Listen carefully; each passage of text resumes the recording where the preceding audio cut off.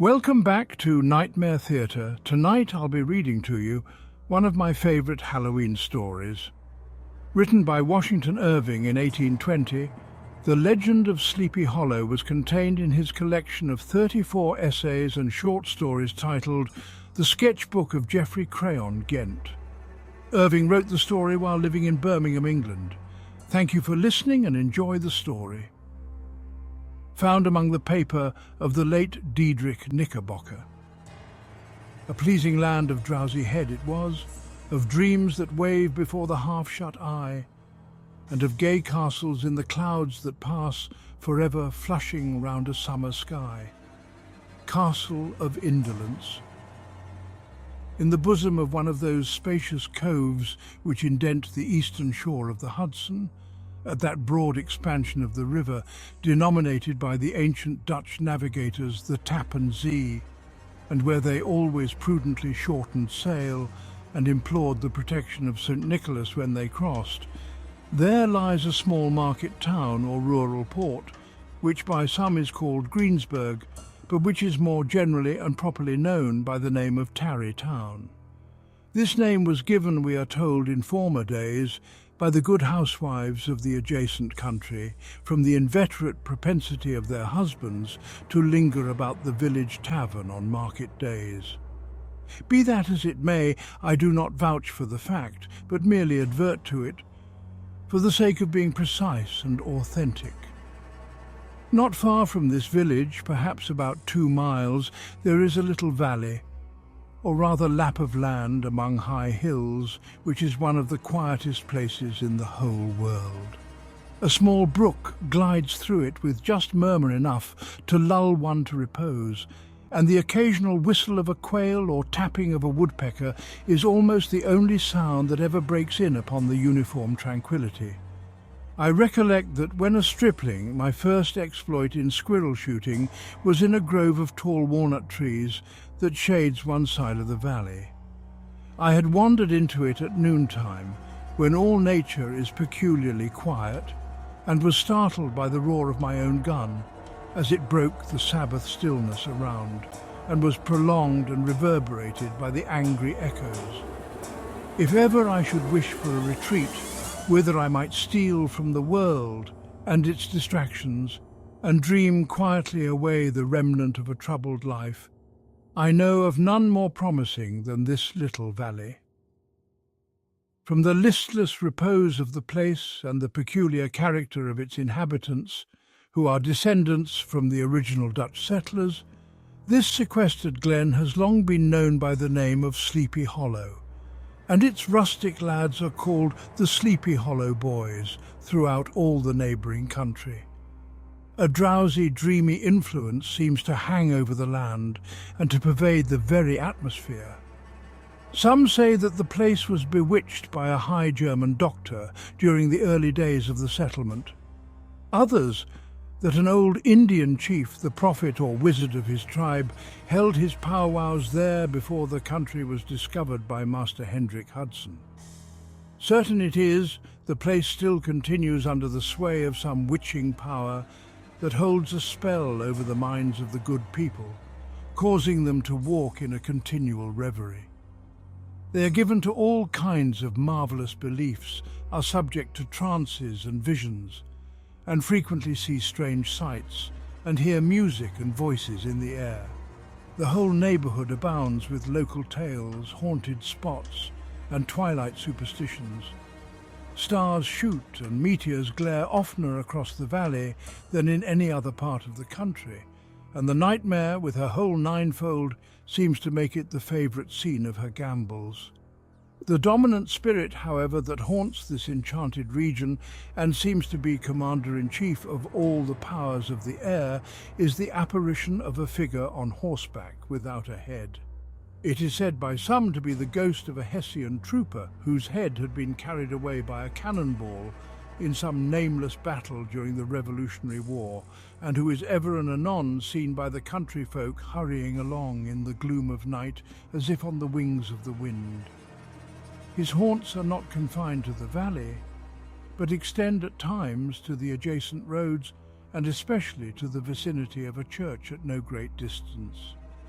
Indeed, certain of the most authentic historians of those parts, who have been careful in collecting and collating the floating facts concerning this spectre, allege that the body of the trooper having been buried in the churchyard, the ghost rides forth to the scene of battle in nightly quest of his head, and that the rushing speed with which he sometimes passes along the hollow like a midnight blast is owing to his being belated and in a hurry to get back to the churchyard before daybreak. Such is the general purport of this legendary superstition, which has furnished materials for many a wild story in that region of shadows, and the spectre is known at all the country firesides by the name of the Headless Horseman of Sleepy Hollow. It is remarkable that the visionary propensity I have mentioned is not confined to the native inhabitants of the valley, but is unconsciously imbibed by everyone who resides there for a time. However wide awake they may have been before they entered that sleepy region, they are sure in a little time to inhale the witching influence of the air and begin to grow imaginative, to dream dreams and see apparitions. I mention this peaceful spot with all possible laud, for it is in such little retired Dutch valleys, found here and there embosomed in the great state of New York, that population, manners and customs remain fixed, while the great torrent of migration and improvement which is making such incessant changes in other parts of this restless country sweeps by them unobserved. They are like those little nooks of still water which border a rapid stream, where we may see the straw and bubble riding quietly at anchor or slowly revolving in their mimic harbour, undisturbed by the rush of the passing current. Though many years have elapsed since I trod the drowsy shades of Sleepy Hollow, yet I question whether I should not still find the same trees and the same families vegetating in its sheltered bosom. In this byplace of nature there abode, in a remote period of American history, that is to say, some 30 years since, a worthy wight of the name of Ichabod Crane, who sojourned, or, as he expressed it, tarried, in Sleepy Hollow for the purpose of instructing the children of the vicinity. He was a native of Connecticut, a state which supplies the Union with pioneers for the mind as well as for the forest, and sends forth yearly its legions of frontier woodmen and country schoolmasters. The cognomen of Crane was not inapplicable to his person. He was tall, but exceedingly lank, with narrow shoulders, long arms and legs, hands that dangled a mile out of his sleeves, feet that might have served for shovels, and his whole frame most loosely hung together. His head was small and flat at top, with huge ears, large green glassy eyes, and a long snipe nose, so that it looked like a weathercock perched upon his spindle neck to tell which way the wind blew. To see him striding along the profile of a hill on a windy day, with his clothes bagging and fluttering about him, one might have mistaken him for the genius of famine descending upon the earth, or some scarecrow eloped from a cornfield. His schoolhouse was a low building of one large room, rudely constructed of logs, the windows partly glazed and partly patched with leaves of old copybooks.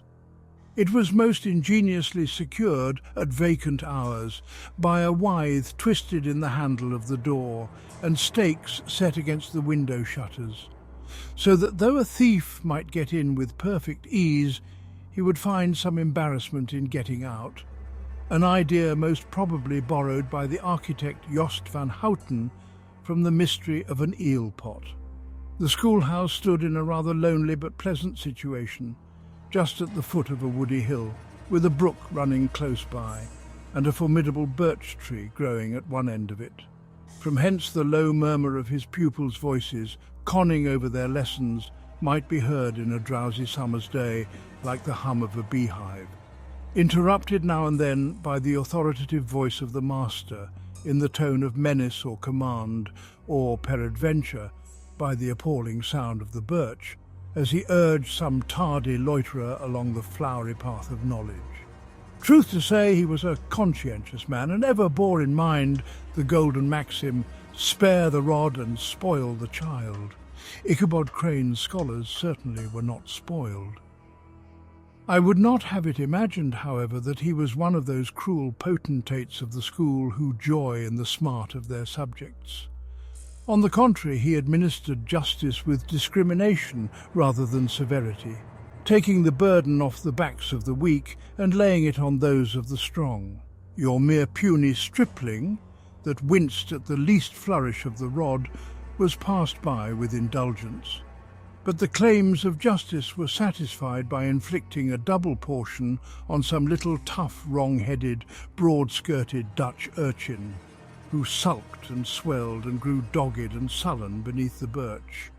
All this he called doing his duty by their parents, and he never inflicted a chastisement without following it by the assurance so consolatory to the smarting urchin that he would remember it and thank him for it the longest day he had to live.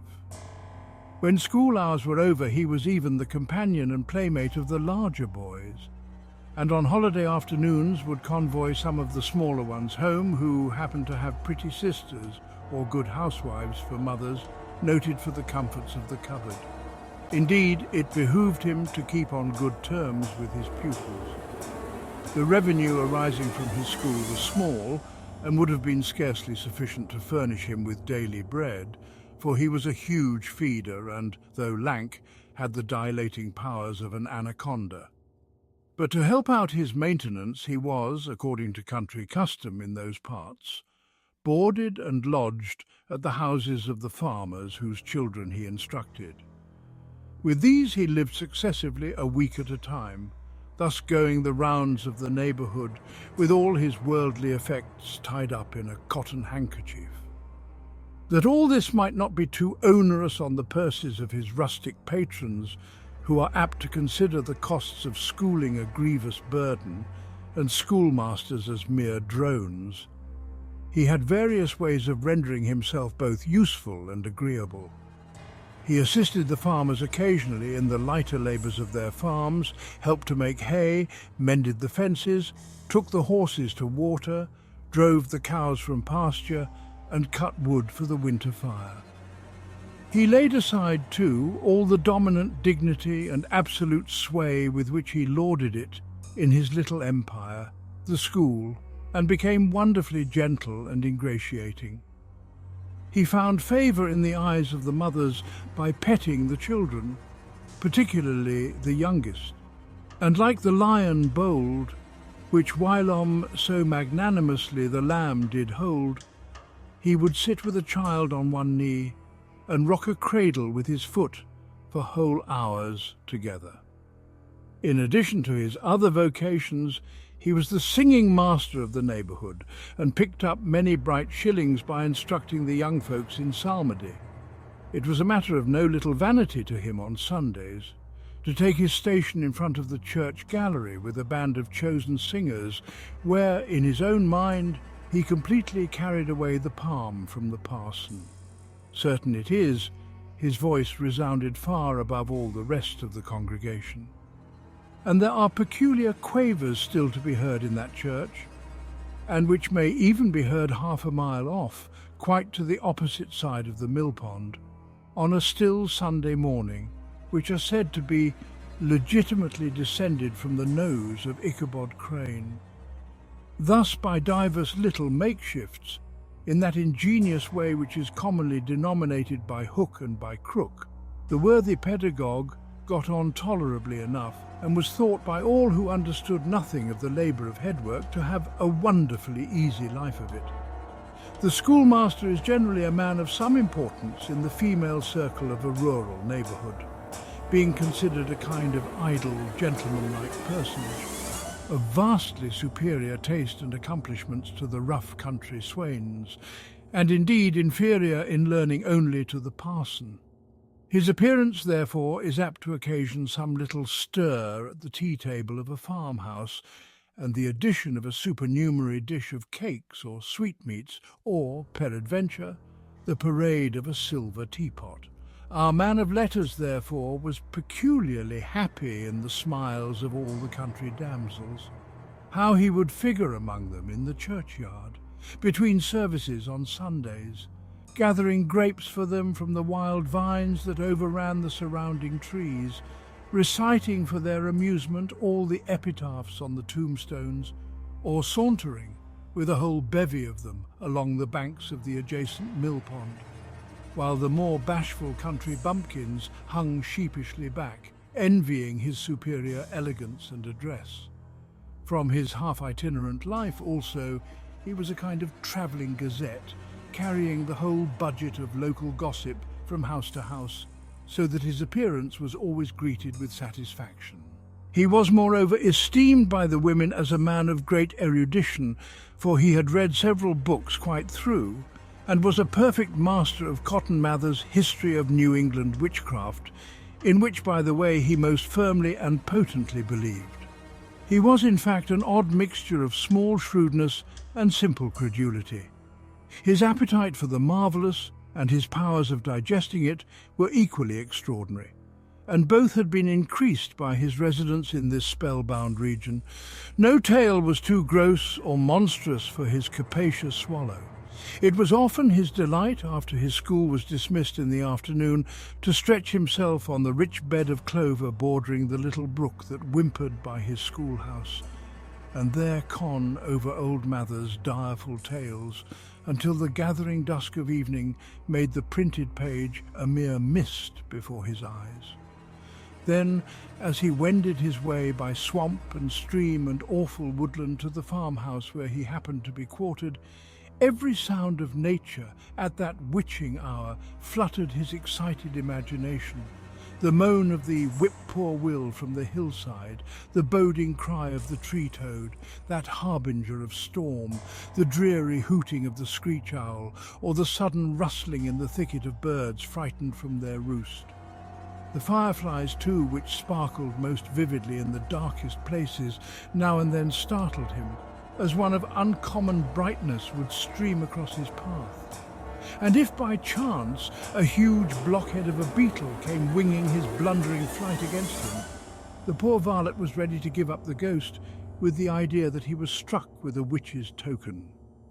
His only resource on such occasions, either to drown thought or drive away evil spirits, was to sing psalm tunes.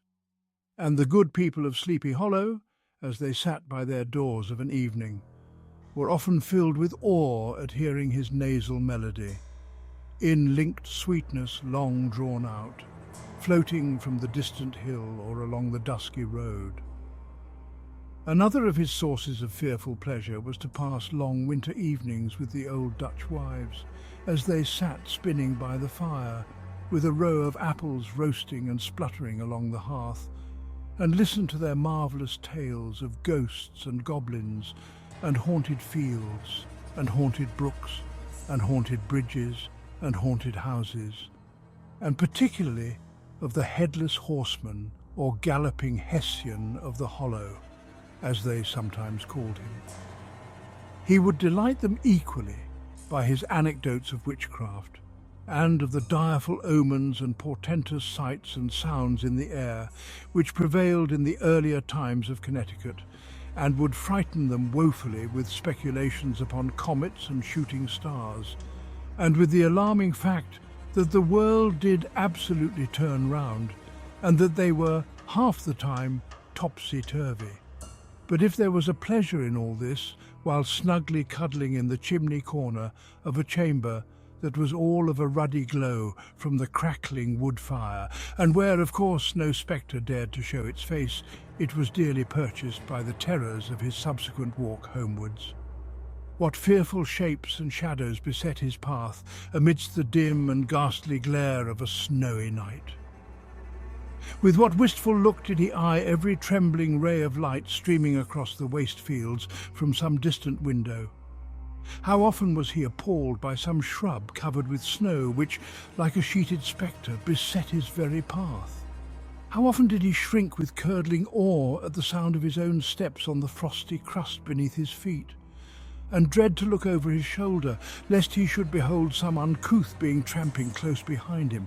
And how often was he thrown into complete dismay by some rushing blast, howling among the trees, in the idea that it was the galloping Hessian on one of his nightly scourings. All these, however, were mere terrors of the night, phantoms of the mind that walk in darkness. And though he had seen many spectres in his time and been more than once beset by Satan in diverse shapes, in his lonely perambulations, yet daylight put an end to all these evils, and he would have passed a pleasant life of it in despite of the devil and all his works, if his path had not been crossed by a being that causes more perplexity to mortal man than ghosts, goblins, and the whole race of witches put together, and that was a woman. Among the musical disciples who assembled one evening in each week to receive his instructions in psalmody was Katrina van Tassel, the daughter and only child of a substantial Dutch farmer. She was a blooming lass of fresh 18, plump as a partridge, ripe and melting and rosy-cheeked as one of her father's peaches, and universally famed, not merely for her beauty, but her vast expectations. She was withal a little of a coquette, as might be perceived even in her dress, which was a mixture of ancient and modern fashions, as most suited to set off her charms. She wore the ornaments of pure yellow gold, which her great-great-grandmother had brought over from Sardom, the tempting stomacher of the olden time, and withal a provokingly short petticoat to display the prettiest foot and ankle in the country round.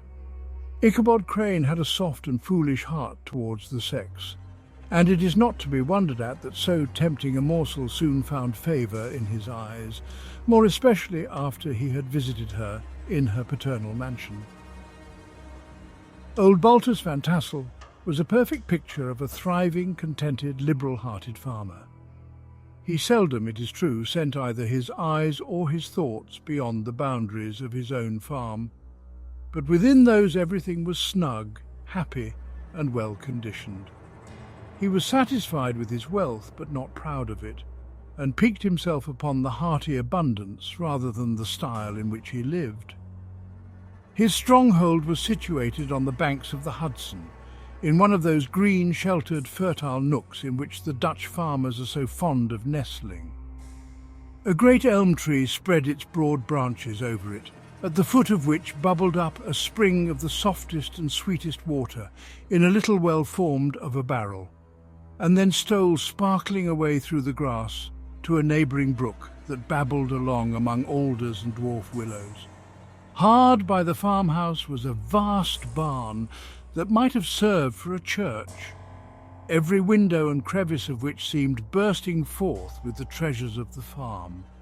The flail was busily resounding within it from morning to night. Swallows and martins skimmed, twittering about the eaves, and rows of pigeons, some with one eye turned up as if watching the weather, some with their heads under their wings or buried in their bosoms, and others swelling and cooing and bowing about their dames, were enjoying the sunshine on the roof.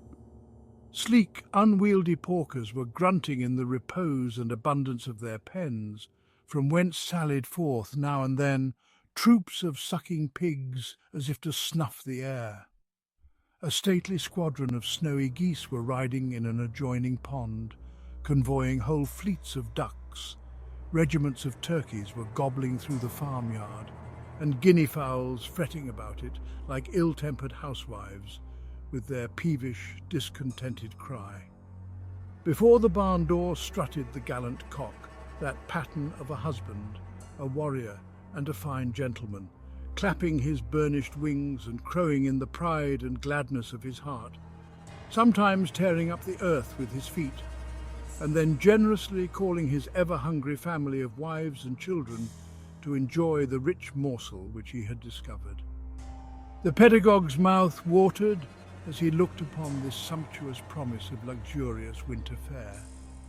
In his devouring mind's eye he pictured to himself every roasting pig running about with a pudding in his belly and an apple in his mouth.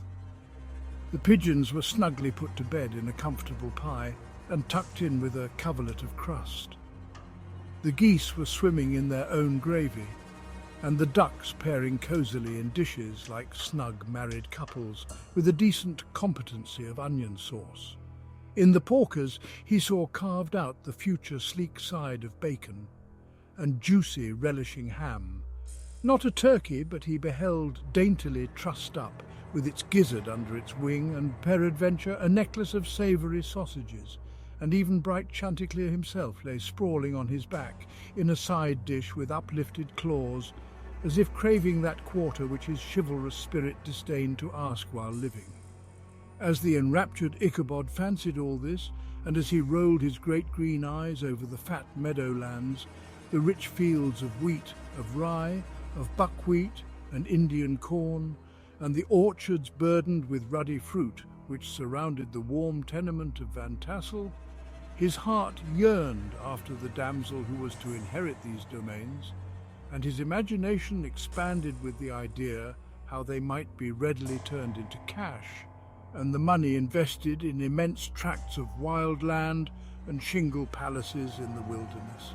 Nay, his busy fancy already realized his hopes, and presented to him the blooming Katrina, with a whole family of children mounted on the top of a wagon loaded with household trumpery, with pots and kettles dangling beneath, and he beheld himself bestriding a pacing mare with a colt at her heels, setting out for Kentucky, Tennessee, or the Lord knows where. When he entered the house, the conquest of his heart was complete.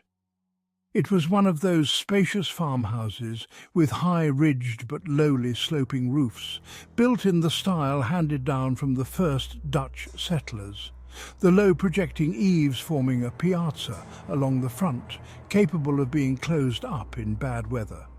Under this were hung flails, harness, various utensils of husbandry, and nets for fishing in the neighbouring river. Benches were built along the sides for summer use, and a great spinning wheel at one end and a churn at the other showed the various uses to which this important porch might be devoted. From this piazza, the wondering Ichabod entered the hall, which formed the centre of the mansion and the place of usual residence. Here, rows of resplendent pewter, ranged on a long dresser, dazzled his eyes. In one corner stood a huge bag of wool, ready to be spun. In another, a quantity of linsey woolsey just from the loom, ears of Indian corn, and strings of dried apples and peaches hung in gay festoons along the walls, mingled with the gourd of red peppers. And a door left ajar gave him a peep into the best parlour, where the claw-footed chairs and dark mahogany tables shone like mirrors. Andirons, with their accompanying shovel and tongs, glistened from their covert of asparagus tops. Mock oranges and conch shells decorated the mantelpiece. Strings of various coloured birds' eggs were suspended above it. A great ostrich egg was hung from the centre of the room, and a corner cupboard, knowingly left open, displayed immense treasures of old silver and well-mended china. From the moment Ichabod laid his eyes upon these regions of delight, the peace of his mind was at an end, and his only study was how to gain the affections of the peerless daughter of Van Tassel. In this enterprise, however, he had more real difficulties than generally fell to the lot of a knight-errant of yore, who seldom had anything but giants, enchanters, fiery dragons, and such like easily conquered adversaries to contend with, and had to make his way merely through gates of iron and brass and walls of adamant to the castle keep, where the lady of his heart was confined. All which he achieved as easily as a man would carve his way to the centre of a Christmas pie. And then the lady gave him her hand as a matter of course. Ichabod, on the contrary, had to win his way to the heart of a country coquette, beset with a labyrinth of whims and caprices which were forever presenting new difficulties and impediments, and he had to encounter a host of fearful adversaries of real flesh and blood.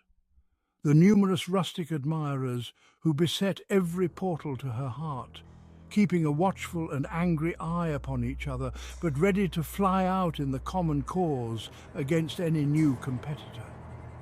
Among these, The most formidable was a burly, roaring, roistering blade of the name of Abraham, or, according to the Dutch abbreviation, Brom van Brunt, the hero of the country round, which rang with his feats of strength and hardihood. He was broad-shouldered and double-jointed, with short curly black hair and a bluff but not unpleasant countenance, having a mingled air of fun and arrogance. From his Herculean frame and great powers of limb, he had received the nickname of Brom Bones, by which he was universally known. He was famed for great knowledge and skill in horsemanship, being as dexterous on horseback as a Tartar. He was foremost at all races and cockfights, and with the ascendancy which bodily strength always acquires in rustic life, was the umpire in all disputes, setting his hat on one side and giving his decisions with an air and tone that admitted of no gainsay or appeal. He was always ready for either a fight or a frolic, but had more mischief than ill will in his composition, and with all his overbearing roughness there was a strong dash of waggish good humour at bottom. He had 3 or 4 boon companions who regarded him as their model, and at the head of whom he scoured the country, attending every scene of feud or merriment for miles round. In cold weather he was distinguished by a fur cap, surmounted with a flaunting fox's tail, and when the folks at a country gathering descried this well-known crest at a distance, whisking about among a squad of hard riders, they always stood by for a squall. Sometimes his crew would be heard dashing along past the farmhouses at midnight, with whoop and halloo like a troop of Don Cossacks, and the old dames, startled out of their sleep, would listen for a moment till the hurry-scurry had clattered by, and then exclaim, "Aye, there goes Brom Bones and his gang." The neighbours looked upon him with a mixture of awe, admiration and goodwill, and when any madcap prank or rustic brawl occurred in the vicinity, always shook their heads and warranted Brom Bones was at the bottom of it. This rantipole hero had for some time singled out the blooming Katrina for the object of his uncouth gallantries, and though his amorous toyings were something like the gentle caresses and endearments of a bear, yet it was whispered that she did not altogether discourage his hopes. Certain it is, his advances were signals for rival candidates to retire, who felt no inclination to cross a lion in his amours, insomuch that when his horse was seen tied to Van Tassel's paling on a Sunday night, a sure sign that his master was courting, or as it is termed, sparking, within, all other suitors passed by in despair and carried the war into other quarters.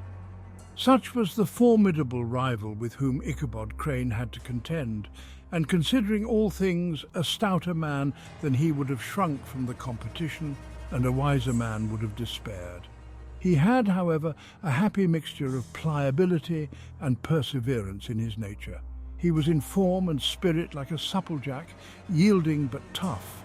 Though he bent, he never broke, and though he bowed beneath the slightest pressure, yet the moment it was away, jerk! He was as erect, and carried his head as high as ever. To have taken the field openly against his rival would have been madness, for he was not a man to be thwarted in his amours, any more than that stormy lover Achilles. Ichabod, therefore, made his advances in a quiet and gently insinuating manner. Under cover of his character of singing master, he made frequent visits at the farmhouse. Not that he had anything to apprehend from the meddlesome interference of parents, which is so often a stumbling block in the path of lovers. Bolt Van Tassel was an easy, indulgent soul. He loved his daughter better even than his pipe, and like a reasonable man and an excellent father, let her have her way in everything. His notable little wife, too, had enough to do to attend to her housekeeping and manage her poultry, for, as she sagely observed, ducks and geese are foolish things and must be looked after, but girls can take care of themselves. Thus, while the busy dame bustled about the house or plied her spinning wheel at one end of the piazza, honest Bolt would sit smoking his evening pipe at the other, watching the achievements of a little wooden warrior who, armed with a sword in each hand, was most valiantly fighting the wind on the pinnacle of the barn. In the meantime, Ichabod would carry on his suit with the daughter by the side of the spring under the great elm, or sauntering along in the twilight, that hour so favourable to the lover's eloquence. I profess not to know how women's hearts are wooed and won. To me, they have always been matters of riddle and admiration. Some seem to have but one vulnerable point or door of access, while others have 1,000 avenues and may be captured in 1,000 different ways. It is a great triumph of skill to gain the former, but a still greater proof of generalship to maintain possession of the latter, for man must battle for his fortress at every door and window. He who wins 1,000 common hearts is therefore entitled to some renown. But he who keeps undisputed sway over the heart of a coquette is indeed a hero. Certain it is, this was not the case with the redoubtable Brom Bones, and from the moment Ichabod Crane made his advances, the interests of the former evidently declined. His horse was no longer seen tied to the palings on Sunday nights, and a deadly feud gradually arose between him and the preceptor of Sleepy Hollow. Brom, who had a degree of rough chivalry in his nature, would fain have carried matters to open warfare and have settled their pretensions to the lady, according to the mode of those most concise and simple reasoners, the knights-errant of yore, by single combat. But Ichabod was too conscious of the superior might of his adversary to enter the lists against him. He had overheard a boast of Bones that he would double the schoolmaster up and lay him on a shelf of his own schoolhouse, and he was too wary to give him an opportunity. There was something extremely provoking in this obstinately pacific system. It left Brom no alternative but to draw upon the funds of rustic waggery in his disposition and to play off boorish practical jokes upon his rival. Ichabod became the object of whimsical persecution to Bones and his gang of rough riders. They harried his hitherto peaceful domains, smoked out his singing school by stopping up the chimney, broke into the schoolhouse at night in spite of its formidable fastenings of withe and window stakes, and turned everything topsy-turvy, so that the poor schoolmaster began to think all the witches in the country held their meetings there. But what was still more annoying, Brom took all opportunities of turning him into ridicule in presence of his mistress, and had a scoundrel dog whom he taught to whine in the most ludicrous manner, and introduced as a rival of Ichabod's to instruct her in psalmody. In this way, matters went on for some time without producing any material effect on the relative situations of the contending powers. On a fine autumnal afternoon, Ichabod, in pensive mood, sat enthroned on the lofty stool from whence he usually watched all the concerns of his little literary realm. In his hand he swayed a ferule, that sceptre of despotic power. The birch of justice reposed on 3 nails behind the throne, a constant terror to evildoers, while on the desk before him might be seen sundry contraband articles and prohibited weapons, detected upon the persons of idle urchins such as half-munched apples, popguns, whirligigs, fly-cages, and whole legions of rampant little paper gamecocks. Apparently there had been some appalling act of justice recently inflicted, for his scholars were all busily intent upon their books, or slyly whispering behind them with one eye kept upon the master, and a kind of buzzing stillness reigned throughout the schoolroom. It was suddenly interrupted by the appearance of a negro in tow-cloth jacket and trousers, a round-crowned fragment of a hat like the cap of Mercury, and mounted on the back of a ragged, wild, half-broken colt, which he managed with a rope by way of halter. He came clattering up to the school door with an invitation to Ichabod to attend a merrymaking or quilting frolic to be held that evening at Mynheer Van Tassel's, and having delivered his message with that air of importance and effort at fine language which a negro is apt to display on petty embassies of the kind, he dashed over the brook and was seen scampering away up the hollow, full of the importance and hurry of his mission. All was now bustle and hubbub in the late quiet schoolroom. The scholars were hurried through their lessons without stopping at trifles. Those who were nimble skipped over half with impunity, and those who were tardy had a smart application now and then in the rear to quicken their speed or help them over a tall word. Books were flung aside without being put away on the shelves. Inkstands were overturned, benches thrown down, and the whole school was turned loose an hour before the usual time, bursting forth like a legion of young imps, yelping and racketing about the green in joy at their early emancipation. The gallant Ichabod now spent at least an extra half-hour at his toilet, brushing and furbishing up his best and indeed only suit of rusty black, and arranging his locks by a bit of broken looking-glass that hung up in the schoolhouse. That he might make his appearance before his mistress in the true style of a cavalier, he borrowed a horse from the farmer with whom he was domiciliated, a choleric old Dutchman of the name of Hans van Ripper, and thus gallantly mounted, issued forth like a knight-errant in quest of adventures. But it is meet I should, in the true spirit of romantic story, give some account of the looks and equipments of my hero and his steed. The animal he bestrode was a broken-down plough-horse that had outlived almost everything but its viciousness. He was gaunt and shagged, with a ewe-neck and a head like a hammer. His rusty mane and tail were tangled and knotted with burrs. One eye had lost its pupil and was glaring and spectral, but the other had the gleam of a genuine devil in it. Still, he must have had fire and metal in his day, if we may judge from the name he bore of gunpowder. He had, in fact, been a favourite steed of his master's, the choleric Van Ripper, who was a furious rider and had infused, very probably, some of his own spirit into the animal. For old and broken down as he looked, there was more of the lurking devil in him than in any young filly in the country. Ichabod was a suitable figure for such a steed. He rode with short stirrups, which brought his knees nearly up to the pommel of the saddle. His sharp elbows stuck out like grasshoppers. He carried his whip perpendicularly in his hand like a sceptre, and as his horse jogged on, the motion of his arms was not unlike the flapping of a pair of wings. A small wool hat rested on the top of his nose, for so his scanty strip of forehead might be called, and the skirts of his black coat fluttered out almost to the horse's tail. Such was the appearance of Ichabod and his steed as they shambled out of the gate of Hans van Ripper, and it was altogether such an apparition as is seldom to be met with in broad daylight. It was, as I have said, a fine autumnal day.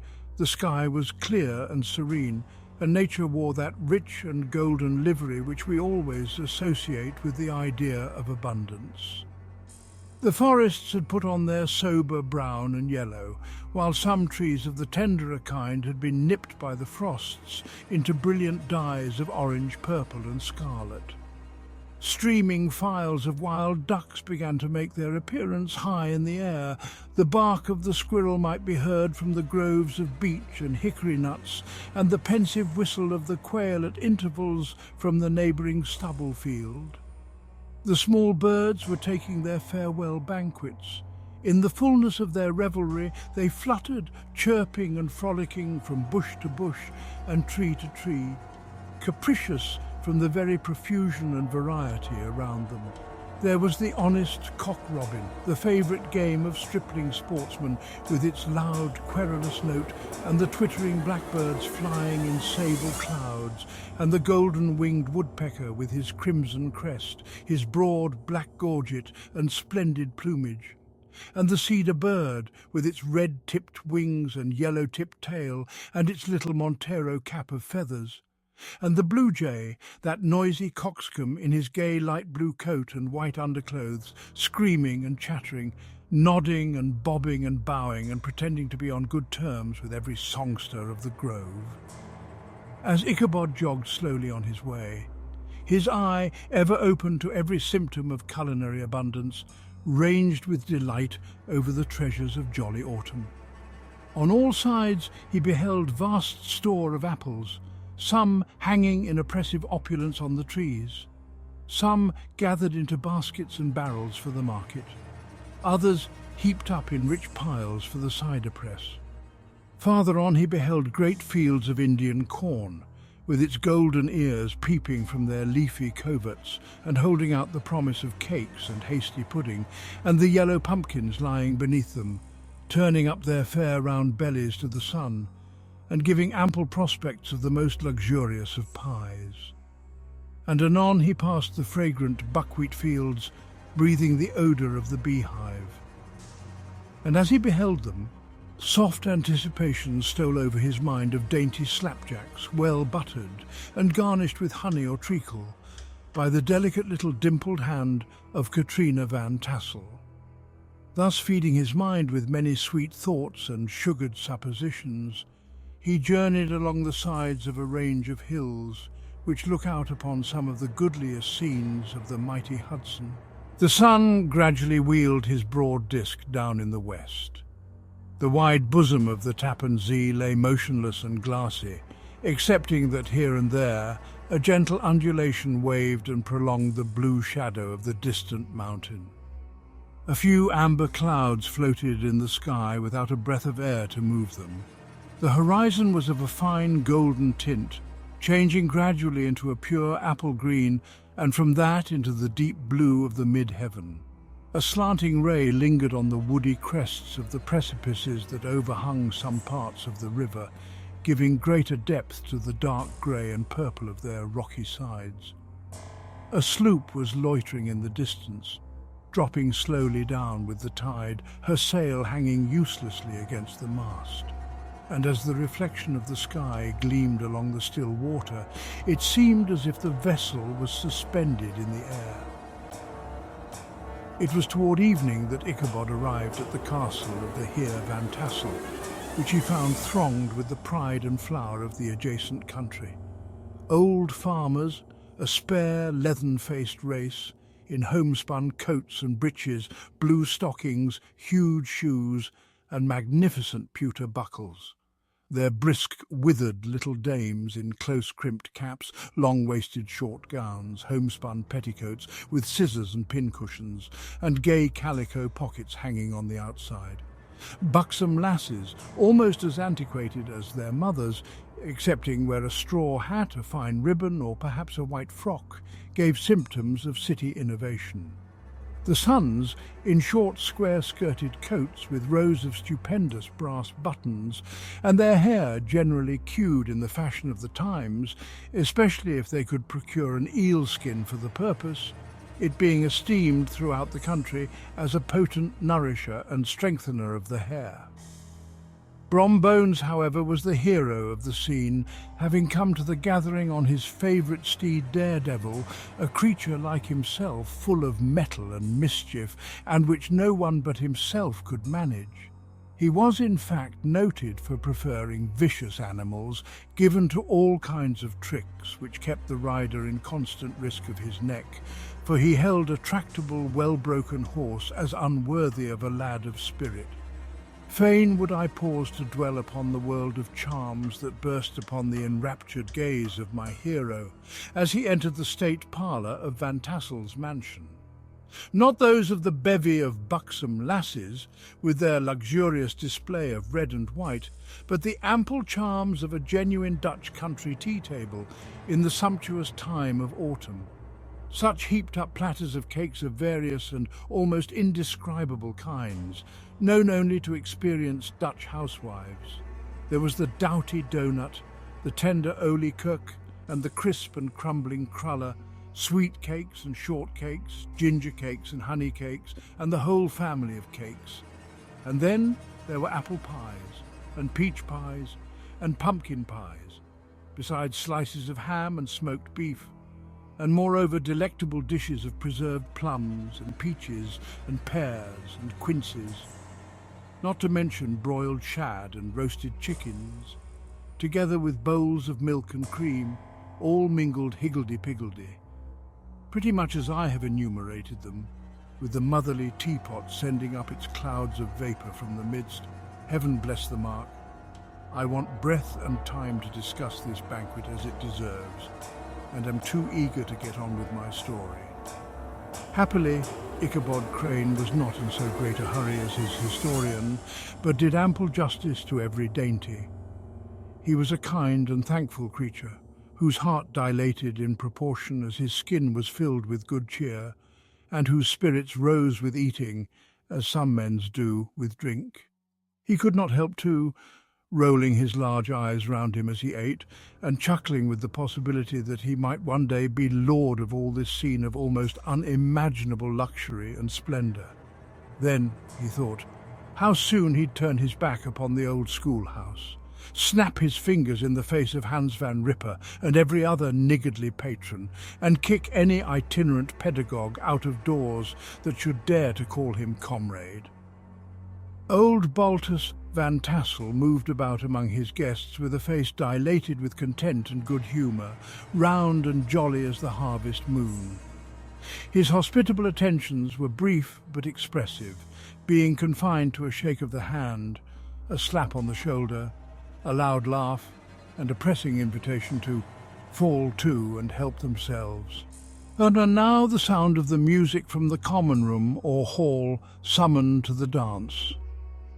The musician was an old grey-headed Negro who had been the itinerant orchestra of the neighbourhood for more than half a century. His instrument was as old and battered as himself. The greater part of the time he scraped on 2 or 3 strings, accompanying every movement of the bow with a motion of the head, bowing almost to the ground and stamping with his foot whenever a fresh couple were to start.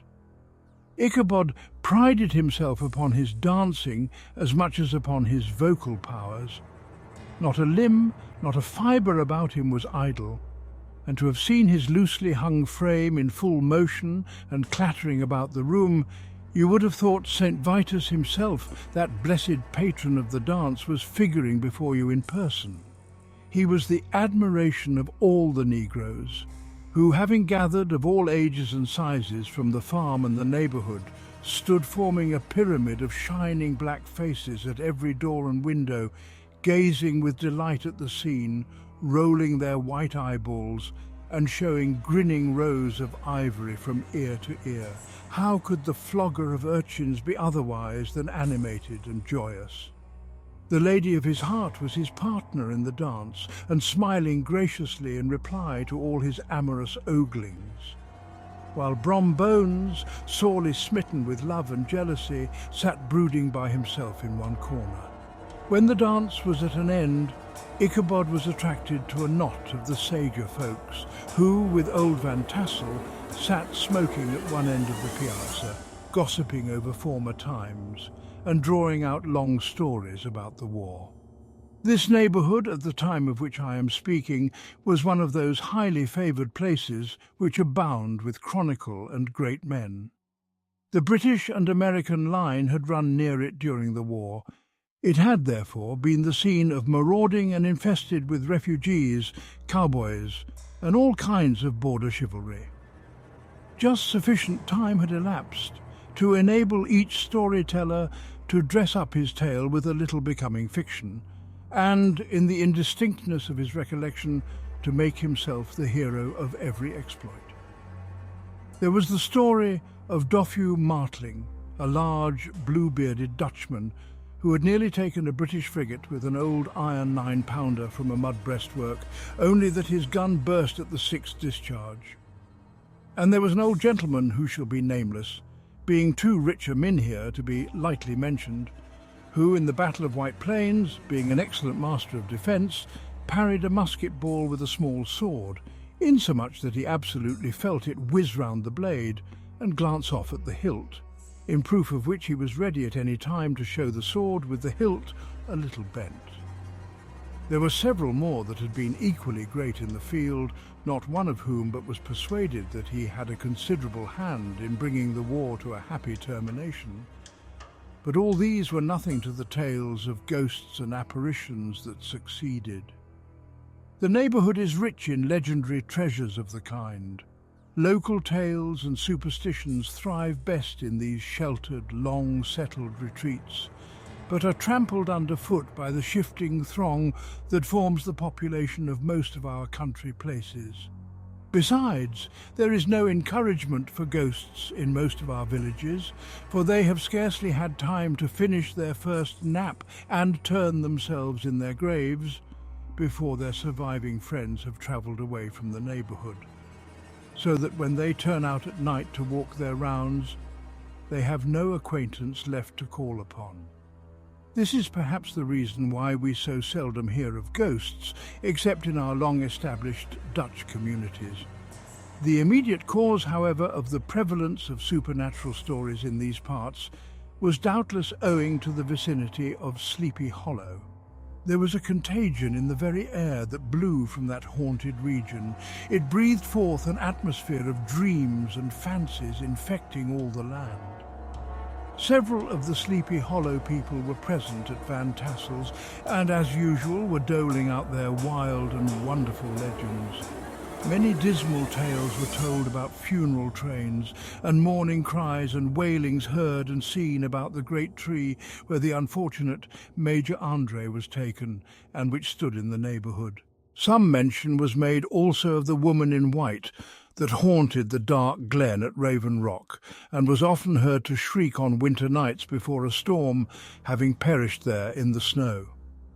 The chief part of the stories, however, turned upon the favourite spectre of Sleepy Hollow, the Headless Horseman, who had been heard several times of late patrolling the country, and, it was said, tethered his horse nightly among the graves in the churchyard.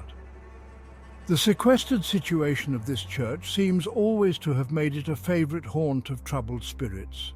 It stands on a knoll, surrounded by locust trees and lofty elms, from among which its decent whitewashed walls shine modestly forth, like Christian purity beaming through the shades of retirement.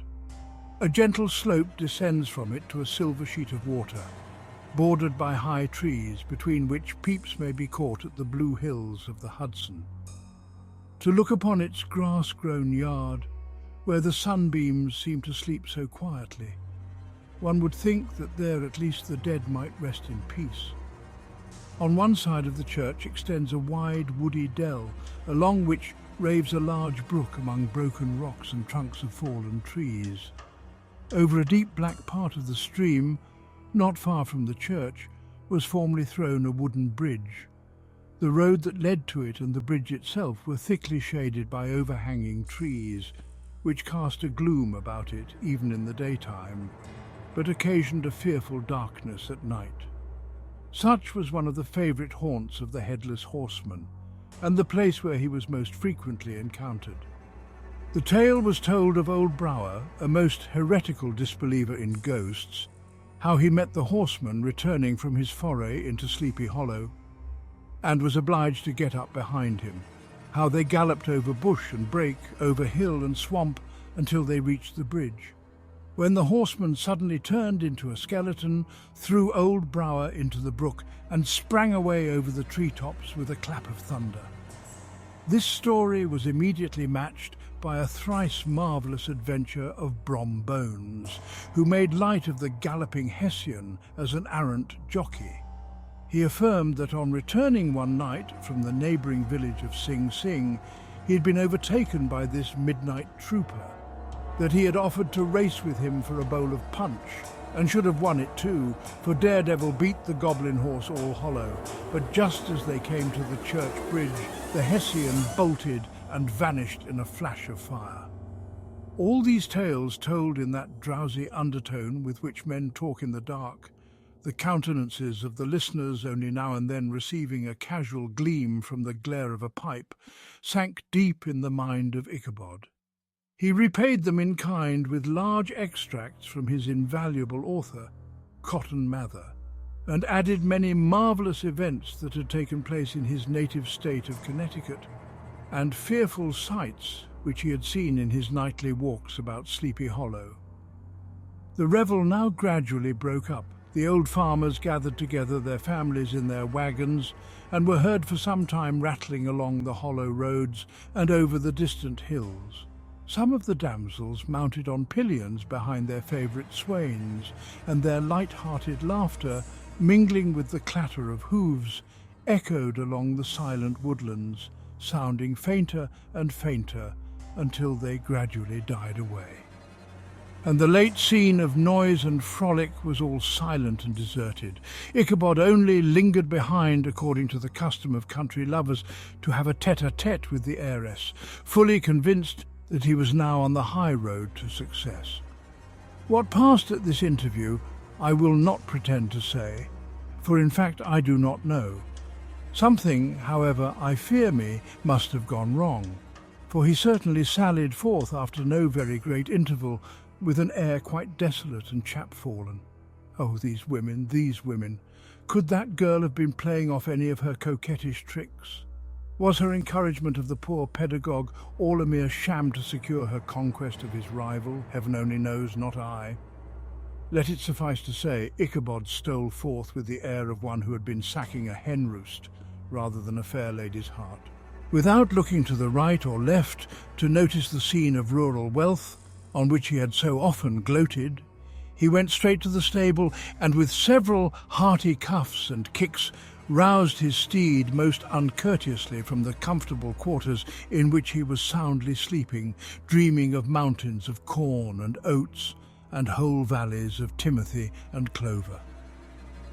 It was the very witching time of night that Ichabod, heavy-hearted and crestfallen, pursued his travels homewards, along the sides of the lofty hills which rise above Tarry Town, and which he had traversed so cheerily in the afternoon. The hour was as dismal as himself. Far below him, the Tappan Zee spread its dusky and indistinct waste of waters, with here and there the tall mast of a sloop riding quietly at anchor under the land. In the dead hush of midnight, he could even hear the barking of the watchdog from the opposite shore of the Hudson, but it was so vague and faint as only to give an idea of his distance from this faithful companion of man. Now and then, too, the long-drawn crowing of a cock, accidentally awakened, would sound far, far off from some farmhouse away among the hills, but it was like a dreaming sound in his ear. No signs of life occurred near him, but occasionally the melancholy chirp of a cricket, or perhaps the guttural twang of a bullfrog from a neighbouring marsh, as if sleeping uncomfortably and turning suddenly in his bed. All the stories of ghosts and goblins that he had heard in the afternoon now came crowding upon his recollection. The night grew darker and darker. The stars seemed to sink deeper in the sky, and driving clouds occasionally hid them from his sight. He had never felt so lonely and dismal. He was, moreover, approaching the very place where many of the scenes of the ghost stories had been laid. In the centre of the road stood an enormous tulip tree, which towered like a giant above all the other trees of the neighbourhood, and formed a kind of landmark. Its limbs were gnarled and fantastic, large enough to form trunks for ordinary trees, twisting down almost to the earth and rising again into the air. It was connected with the tragical story of the unfortunate André, who had been taken prisoner hard by, and was universally known by the name of Major André's tree. The common people regarded it with a mixture of respect and superstition, partly out of sympathy for the fate of its ill-starred namesake, and partly from the tales of strange sights and doleful lamentations told concerning it. As Ichabod approached this fearful tree, he began to whistle. He thought his whistle was answered. It was but a blast sweeping sharply through the dry branches. As he approached a little nearer, he thought he saw something white hanging in the midst of the tree. He paused and ceased whistling, but on looking more narrowly, perceived that it was a place where the tree had been scathed by lightning and the white wood laid bare. Suddenly he heard a groan. His teeth chattered and his knees smote against the saddle. It was but the rubbing of one huge bough upon another as they were swayed about by the breeze. He passed the tree in safety, but new perils lay before him. About 200 yards from the tree, a small brook crossed the road and ran into a marshy and thickly wooded glen. known by the name of Wiley's Swamp. A few rough logs, laid side by side, served for a bridge over this stream. On that side of the road where the brook entered the wood, a group of oaks and chestnuts, matted thick with wild grapevines, threw a cavernous gloom over it. To pass this bridge was the severest trial. It was at this identical spot that the unfortunate Andre was captured, and under the covert of those chestnuts and vines were the sturdy yeomen concealed who surprised him. This has ever since been considered a haunted stream, and fearful are the feelings of the schoolboy who has to pass it alone after dark. As he approached the stream, his heart began to thump. He summoned up, however, all his resolution, gave his horse half a score of kicks in the ribs, and attempted to dash briskly across the bridge. But instead of starting forward, the perverse old animal made a lateral movement and ran broadside against the fence. Ichabod, whose fears increased with the delay, jerked the reins on the other side and kicked lustily with the contrary foot. It was all in vain. His steed started, it is true, but it was only to plunge to the opposite side of the road into a thicket of brambles and alder bushes. The schoolmaster now bestowed both whip and heel upon the starveling ribs of old Gunpowder, who dashed forward, snuffling and snorting, but came to a stand just by the bridge, with a suddenness that had nearly sent his rider sprawling over his head. Just at this moment, a plashy tramp by the side of the bridge caught the sensitive ear of Ichabod. In the dark shadow of the grove on the margin of the brook, he beheld something huge, misshapen and towering.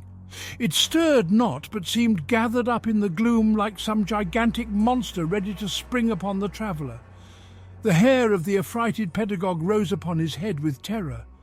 What was to be done? To turn and fly was now too late. And besides, what chance was there of escaping ghost or goblin, if such it was, which could ride upon the wings of the wind? Summoning up, therefore, a show of courage, he demanded in stammering accents, "Who are you?" He received no reply. He repeated his demand in a still more agitated voice. Still there was no answer. Once more he cudgelled the sides of the inflexible Gunpowder, and shutting his eyes, broke forth with involuntary fervour into a psalm tune. Just then the shadowy object of alarm put itself in motion, and with a scramble and a bound stood at once in the middle of the road. Though the night was dark and dismal, yet the form of the unknown might now in some degree be ascertained. He appeared to be a horseman of large dimensions, and mounted on a black horse of powerful frame.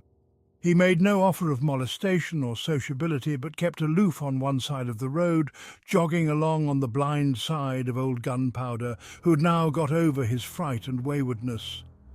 Ichabod, who had no relish for this strange midnight companion, and bethought himself of the adventure of Brom Bones with the galloping Hessian, now quickened his steed in hopes of leaving him behind. The stranger, however, quickened his horse to an equal pace.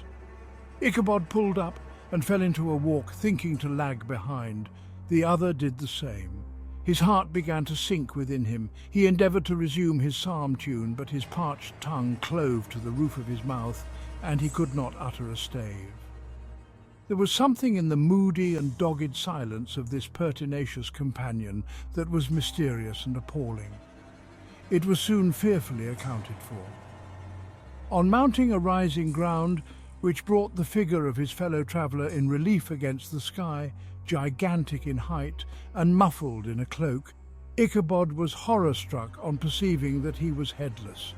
But his horror was still more increased on observing that the head, which should have rested on his shoulders, was carried before him on the pommel of his saddle.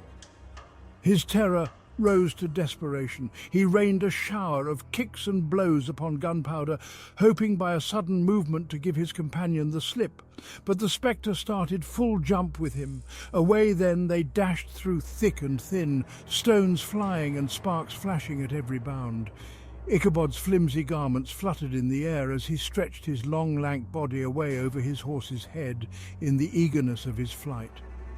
They had now reached the road which turns off to Sleepy Hollow. But Gunpowder, who seemed possessed with a demon instead of keeping up it, made an opposite turn and plunged headlong downhill to the left. This road leads through a sandy hollow shaded by trees for about a quarter of a mile, where it crosses the bridge famous in Goblin's story, and just beyond swells the green knoll on which stands the whitewashed church. As yet the panic of the steed had given his unskillful rider an apparent advantage in the chase, but just as he had got halfway through the hollow, the girths of the saddle gave way, and he felt it slipping from under him. He seized it by the pommel and endeavoured to hold it firm, but in vain, and had just time to save himself by clasping old Gunpowder round the neck, when the saddle fell to the earth, and he heard it trampled underfoot by his pursuer. For a moment the terror of Hans van Ripper's wrath passed across his mind, for it was his Sunday saddle. But this was no time for petty fears. The goblin was hard on his haunches, and unskilful rider that he was. He had much ado to maintain his seat, sometimes slipping on one side, sometimes on another, and sometimes jolted on the high ridge of his horse's backbone, with a violence that he verily feared would cleave him asunder. An opening in the trees now cheered him with the hopes that the church bridge was at hand. The wavering reflection of a silver star in the bosom of the brook told him that he was not mistaken. He saw the walls of the church dimly glaring under the trees beyond. He recollected the place where Brombones's ghostly competitor had disappeared. "If I can but reach that bridge," thought Ichabod, "I am safe."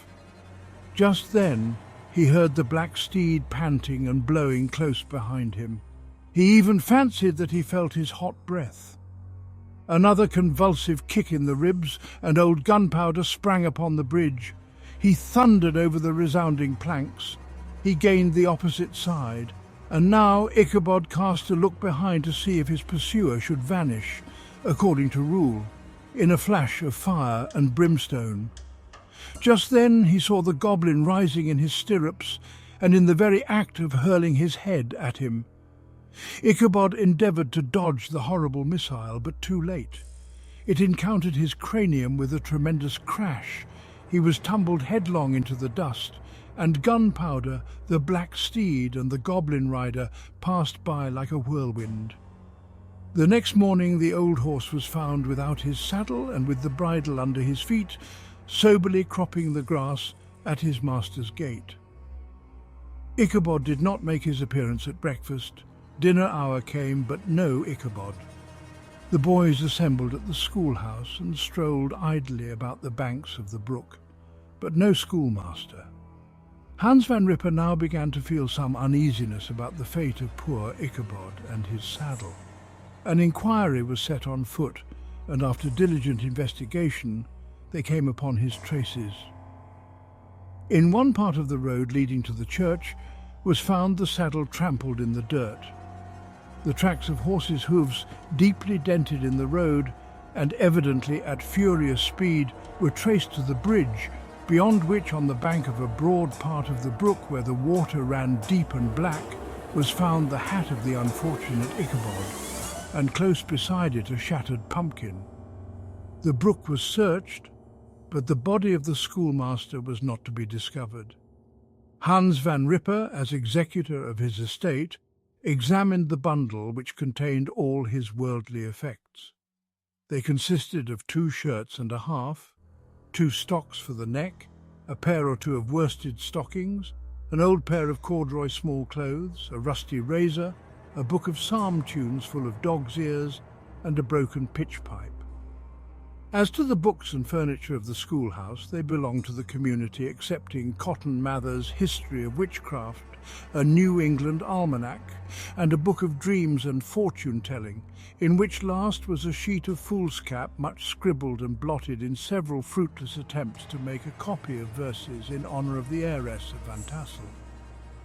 These magic books and the poetic scrawl were forthwith consigned to the flames by Hans van Ripper, who, from that time forward, determined to send his children no more to school, observing that he never knew any good come of this same reading and writing. Whatever money the schoolmaster possessed, and he had received his quarter's pay but a day or two before, he must have had about his person at the time of his disappearance.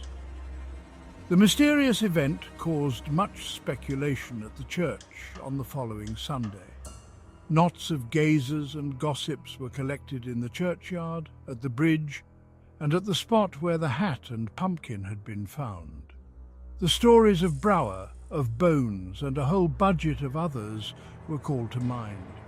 And when they had diligently considered them all, and compared them with the symptoms of the present case, they shook their heads and came to the conclusion that Ichabod had been carried off by the galloping Hessian. As he was a bachelor and in nobody's debt, nobody troubled his head any more about him. The school was removed to a different quarter of the hollow, and another pedagogue reigned in his stead. It is true, an old farmer, who had been down to New York on a visit several years after, and from whom this account of the ghostly adventure was received, brought home the intelligence that Ichabod Crane was still alive, that he had left the neighborhood partly through fear of the goblin and Hans Van Ripper, and partly in mortification at having been suddenly dismissed by the heiress, that he had changed his quarters to a distant part of the country, had kept school and studied law at the same time, had been admitted to the bar, turned politician, electioneer, written for the newspapers, and finally had been made a justice of the £10 court. Bones, too, who shortly after his rival's disappearance conducted the blooming Katrina in triumph to the altar, was observed to look exceedingly knowing whenever the story of Ichabod was related, and always burst into a hearty laugh at the mention of the pumpkin, which led some to suspect that he knew more about the matter than he chose to tell. The old country wives, however, who are the best judges of these matters, maintain to this day that Ichabod was spirited away by supernatural means, and it is a favourite story often told about the neighbourhood round the winter evening fire. The bridge became more than ever an object of superstitious awe, and that may be the reason why the road has been altered of late years, so as to approach the church by the border of the mill pond. The schoolhouse being deserted soon fell to decay and was reported to be haunted by the ghost of the unfortunate pedagogue and the ploughboy. Loitering homeward of a still summer evening, has often fancied his voice at a distance, chanting a melancholy psalm tune among the tranquil solitudes of Sleepy Hollow. Postscript, found in the handwriting of Mr. Knickerbocker. The preceding tale is given almost in the precise words in which I heard it related at a corporation meeting at the ancient city of Manhattoes, at which were present many of its sagest and most illustrious burghers. The narrator was a pleasant, shabby, gentlemanly old fellow in pepper and salt clothes, with a sadly humorous face, and one whom I strongly suspected of being poor. He made such efforts to be entertaining. When his story was concluded, there was much laughter and approbation, particularly from 2 or 3 deputy aldermen who had been asleep the greater part of the time. There was, however, one tall, dry-looking old gentleman with beetling eyebrows, who maintained a grave and rather severe face throughout, now and then folding his arms, inclining his head and looking down upon the floor, as if turning a doubt over in his mind. He was one of your wary men, who never laugh but upon good grounds, when they have reason and law on their side. When the mirth of the rest of the company had subsided and silence was restored, he leaned one arm on the elbow of his chair, and sticking the other akimbo, demanded with a slight but exceedingly sage motion of the head and contraction of the brow, what was the moral of the story and what it went to prove. The storyteller, who was just putting a glass of wine to his lips as a refreshment after his toils, paused for a moment, looked at his inquirer with an air of infinite deference, and lowering the glass slowly to the table, observed that the story was intended most logically to prove that there is no situation in life but has its advantages and pleasures, provided we will but take a joke as we find it, that therefore he that runs races with goblin troopers is likely to have rough riding of it. Ergo, for a country schoolmaster to be refused the hand of a Dutch heiress is a certain step to high preferment in the state. The cautious old gentleman knit his brows tenfold closer after this explanation, being sorely puzzled by the ratiocination of the syllogism, while methought the one in pepper and salt eyed him with something of a triumphant leer. At length he observed that all this was very well, but still he thought the story a little on the extravagant. There were one or two points on which he had his doubts. "Faith, sir," replied the storyteller, "as to that matter I don't believe one half of it myself." DK. The end. Thank you all for joining me tonight. I'll see you all again tomorrow night. And I hope you have a great Halloween.